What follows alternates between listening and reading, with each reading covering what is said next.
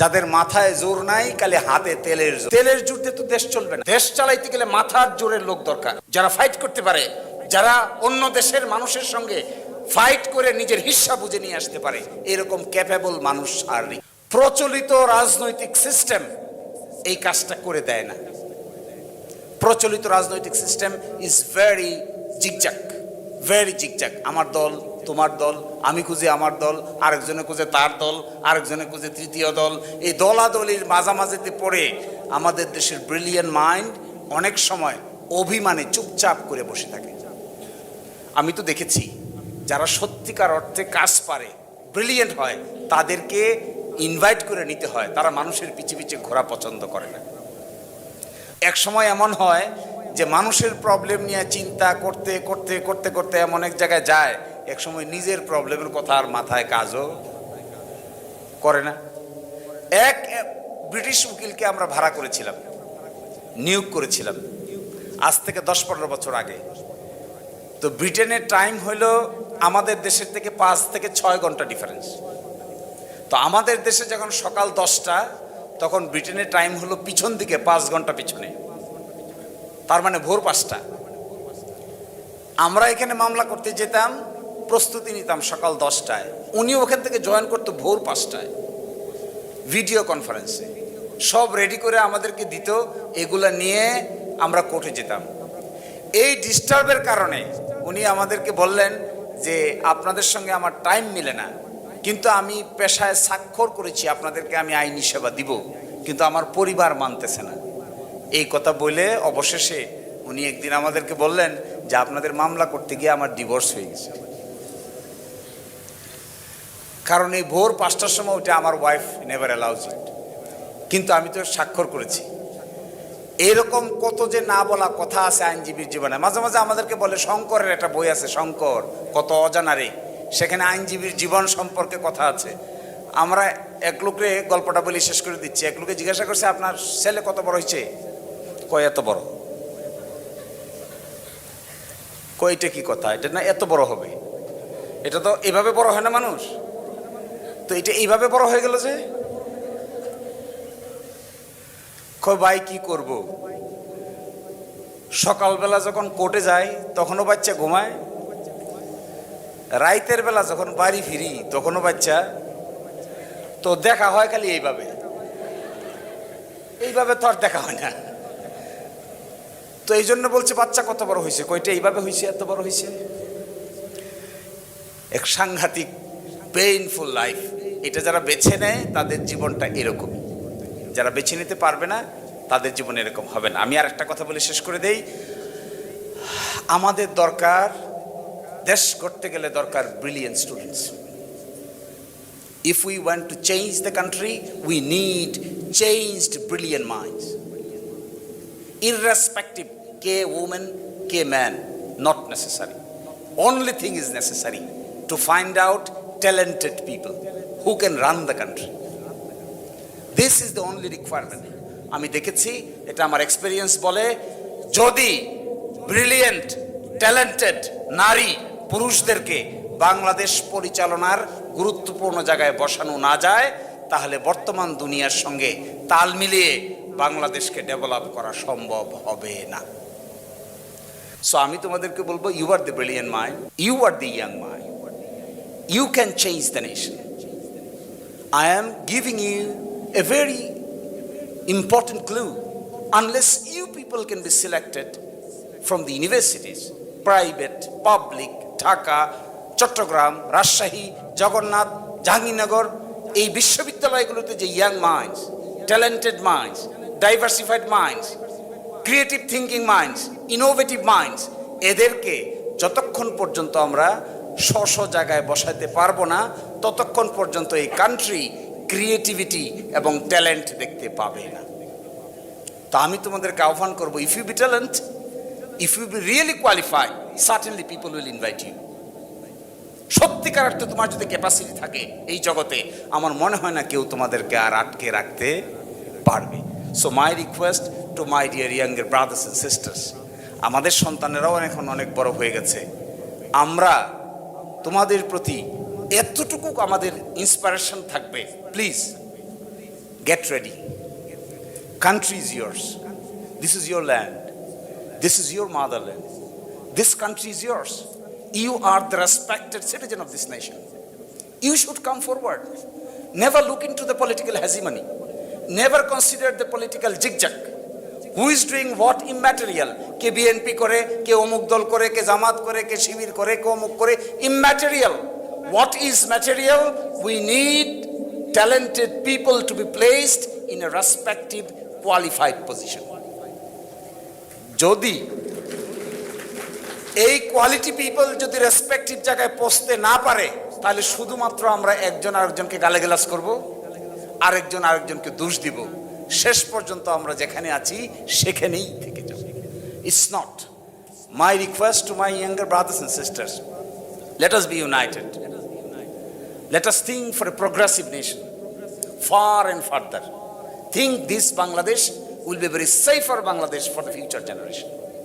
This Bangladesh will be a place where all over the country people will come to see how Bangladesh is developing, how Bangladesh is progressing in terms of legal arena, in terms of human rights protection, in terms of business, in terms of creative minds, in terms of civil bureaucracy, military bureaucracy, and other university study material.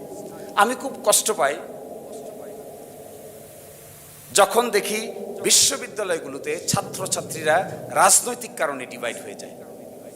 No, একটা কাজ করো দয়া করে, এটা request করে চলে যাই, একটা কাজ দয়া করে এটা করো। কে কি রাজনীতি করে করো, কে কোন ছাত্র সংগঠন করে করো, কে কোন ছাত্র সংগঠনের লোক সে তার কথা বলতে থাকে থাকুক, তোমরা একটা জিনিস নিবা, তোমরা একটা স্ট্যান্ড নিবা, সেটা হলো দলের যাই হোক, সরকার যেই হোক, বিরোধী যেই হোক, যে সত্য ন্যায়ের পথে থাকবে তোমরা তাদেরকেই সমর্থন দেবে। No matter. আজকালকার দিনে গ্যালভানাইজড ওয়েতে জোর করে কিছু করা যায় না। Freedom is yours, freedom is mine. শিবির যদি খারাপ কাজ করে ক্রিটিসাইজ দেন, অ্যাভয়েড দেন। আমি তো এদের সামনেই বলে যাচ্ছি তোমাদের, just avoid them, give them a lesson that you are doing bad thing, we will not support you. চোখের সামনে মুখে মুখে দাঁড়ায় বলবা, that will give them a lesson not to be engaged with bad thing. No matter কে কোন ছাত্র সংগঠনের লোক, তার সামনে দাঁড়িয়ে একেবারে কনফিডেন্সের সহিত কে নারী কে পুরুষ ম্যাটেরিয়াল বলবা, আপনারা এই কাজ করেছেন, এই কাজ করছেন, this is not student like activities, we will not support you. If you can do that, যে যে দলেই করুক না কেন সোজা হয়ে চলতে বাধ্য থাকিবে। উকিলরা নিজেই দায়ী। এখন এই বদনাম কাটানোটা তো সহজ হবে না, ভালো উকিল হইতে গেলে অনেক লেখাপড়া করতে হবে। ওকালতি পেশা গুড, কিন্তু subject to you must study more and more. Without extensive study nobody can be a good lawyer. To become a lawyer is a passion. একজন শিল্পী যেমন একটা ছবি আঁকতে শিল্পের চর্চা করে, একজন ডাক্তার যেমন একটা অপারেশন করতে সূক্ষ্ম বিষয় বিশ্লেষণ করে, একজন আইনজীবীও কঠিন আইনি প্রবলেমের সলিউশন করতে গেলে he must have A passion, love, affection to the profession. Love affection ছাড়া হওয়া যায় না। শুধু বই পড়লে ভালো উকিল হওয়া যায় না। You must have a presentation capacity, how you argue, how you argue your case and how you respond your case, how you strategize. Every case, প্রতিটা কেসেই একটা নতুন যুদ্ধ, প্রতিটা কেসেই একটা নতুন মানুষের জীবনের গল্প, প্রতিটা কেসেই এক একজন মানুষ থেকে আরেকজন মানুষ আলাদা। দুইটা ঘটনা কোনোদিন মিলে না। এই 20 বছরে আমি মনে হয় 1020 মামলা করেছি, কিন্তু একটার সঙ্গে আরেকটা মিলে না, কখনো মিলে না। কারণ মানুষ তো এটা, মানুষ তো আর ছকে বাঁধা না। মানুষের life different, fact different, experience different, চিন্তা ডিফারেন্ট, কর্ম ডিফারেন্ট, দেখতে different, attitude different, emotion different, একজন থেকে আরেকজন ডিফারেন্ট। এই জন্য এই আইন পেশাটা সঠিকভাবে যদি করা যায় তাহলে it will be a respected profession. আর যদি সঠিকভাবে করা না যায়, 2 নম্বরের আশ্রয় নিতে হয়, ইট will B much more disgraceful profession. তো আমি তোমাদেরকে আহ্বান জানাবো, যাদের এই আইন পেশার প্রতি আগ্রহ আছে, প্রাথমিক জীবনে কোনো টাকা পাওয়া যাবে না। এই প্রাথমিক জীবনে টাকা পাওয়া যাবে না যে তখনই প্রমাণিত হবে এই লোকটা আইনজীবী হতে পারবে কি পারবে না। 2 বছর কষ্ট করে যদি ফালাইয়ে রেখে চলে যায় তাহলে এখানেই কেল্লা ফতে। আর কষ্ট করে 5 বছর পরিশ্রম করতে পারলে এমন সময় আসবে টাকা গুনে কুলাইতে পারবে না। ওই সময়টা পর্যন্ত যেতে হবে। ওই সময়টা সকলের ধৈর্য ধরে না, সকলেই কষ্ট করতে পারে না। এমন এই পেশা, যারা কমপ্লেক্স আইনি প্রবলেম সলভ করতে পারে তাদের কাছে মানুষ লাইন ধরে দাঁড়ায় থাকে। আর কমপ্লেক্স আইনি প্রবলেম যদি সলভ করতে না পারেন, শুধুমাত্র পোশাক আশাক পরে আমরা আইনজীবী নিজেদেরকে দাবি করি, তাহলে মানুষ তোমার কাছে তার সমস্যা নিয়ে আসবে না। যেমন ধরো ফর এক্সাম্পল, একটা মামলা গতকালকে আসলো, এটা খুব ইন্টারেস্টিং, করবো ইনশাল্লাহ এই কেস। বিদেশে 7 জন বাংলাদেশের মৃত্যুদণ্ড হয়েছে। এই মৃত্যুদণ্ডের আসামিদেরকে বিদেশ থেকে বাংলাদেশে পাঠানো হয়েছে। বাংলাদেশের মৃত্যুর ছেলে তারা আছে। প্রশ্ন উঠেছে, যে দেশের আইনে বিচার হয়েছে মৃত্যুদণ্ড, বাংলাদেশের আইনে তাদের কি বিচার হবে নতুন করে, নাকি ওই মৃত্যুদণ্ড শুধু কার্যকর হবে?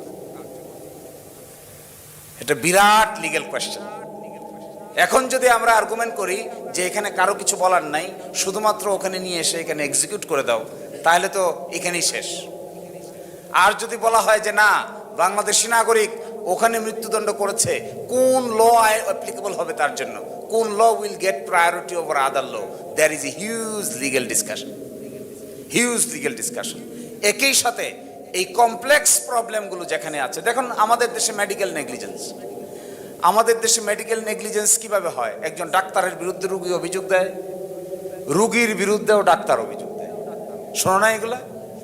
বহু হাসপাতাল আছে ভুল চিকিৎসার কারণে রুগী মারা গেছে, রুগীর স্বজনরা গিয়া ডাক্তার সুদ্ধা ভাঙ্গিয়ে শেষ করে দিয়েছে। আবার উল্টা আছে, বহু জায়গায় আছে, এরকমও পাইছি আমি কেস, এক ডাক্তার সাহেব অপারেশন করে কাপড়ের গজ পেটের ভিতরে রেখে উপর দিয়ে সেলাই করে দিয়েছে।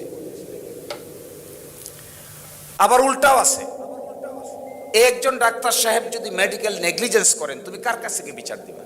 কার কাছে যাবা? কোন আইনে যাবা? কিভাবে ক্ষতিপূরণ পাবা? কিভাবে মামলা হবে? বিরাট প্রশ্ন। আবার উল্টা, একজন রুগী যদি একজন ডাক্তারকে অ্যাটাক করে, মৃত্যু হয়েছে, তার স্বজনরা গিয়ে যদি হাসপাতাল ভাঙে, ওই হাসপাতাল কোন আইনে প্রোটেকশন পাবে? কি প্রোটেকশন পাবে সেই হাসপাতাল? এই যে কমপ্লেক্স ইস্যু, বাংলাদেশে প্রায় 1,20,000 ডক্টর আছে। এই 1,20,000 ডক্টরের জন্য আইন কি প্রযোজ্য হবে? নেগলিজেন্সের জন্য আইন কি প্রযোজ্য হবে? চিকিৎসায় অবহেলা হলে কি আইন প্রযোজ্য হয়? কখন বিএমডিসি এখানে ইন্টারভিন করবে, কখন বিএমডিসি ইন্টারভিন করতে পারবে না? এই যে লিগ্যাল আলাপ আলোচনা, এগুলো যারা আয়ত্ত করতে পারবে, অবশ্যই সমাজ লিগ্যাল প্রবলেম সলভ করার জন্য তাদেরকে সম্মানের সহিত ডেকে নেবে। আর যদি এগুলো করতে না পারে, শুধুমাত্র 2 জন অ্যারেস্ট হলো, তুমি শুধু বেইলের উকিল হও, তাহলে তোমাকে কেউ জিজ্ঞাসা করবে না। এই জন্য যারা আইনজীবী হতে চাও, my humble request to them, please develop your stamina. Lawyering is always a fight, every day is fight. আমি আজকে এখানে আসার আগে 4-5টা মামলা করে আসছি, 3টায় জিতছি, 2টায় হারছি। মাথার মধ্যে ওরে বারবার কইতেছি তাড়াতাড়ি ছাড়ো, আরেকটা আছে 3টার সময়। এর মানে কি? আইনজীবীর পেশাটা কেমন? হারবা জিতবা, জিতবা হারবা। স্টেমিনা শক্তিশালী না হলে একটা হারার পরেই আর তো জানটা চলে না। 5 মিনিট আগে হেরেছে, 10 মিনিট পরে জিতেছে। এটাই জীবন, ওইটাই খেলা নেলা, ওইটাই এখানকার ভালো লাগার বিষয়, ওইটাই এখানকার মন্দ লাগা ভালো লাগার জীবনের অনুভূতি।